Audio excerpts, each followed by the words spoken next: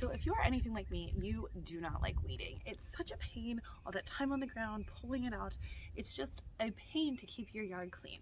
So I got this great new tool in, and it has been a game changer when it comes to keeping my yard free from weeds. So check this tool out.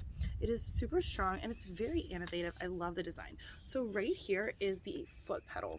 This is what you're going to use to step down and push this right here, this 3-claw design, into the ground to make sure that you are capturing whatever weed you are trying to get. So this is actually made of fiberglass, so there's no worry about it breaking.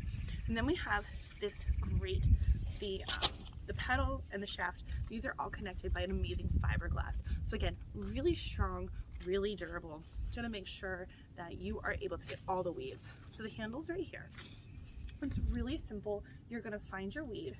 You're gonna put this right on top of it. You're gonna use this to step down, and all you're gonna do is pull it back. It's gonna retract for you, and then it's simple as releasing. As you just push this, pushing this forward is going to release whatever is trapped in there. So your weeds are just gonna get kicked out. So all you have to do then is just pick up the weeds or just leave them there, whatever you want to do. But this is making pulling them out super simple and really effective.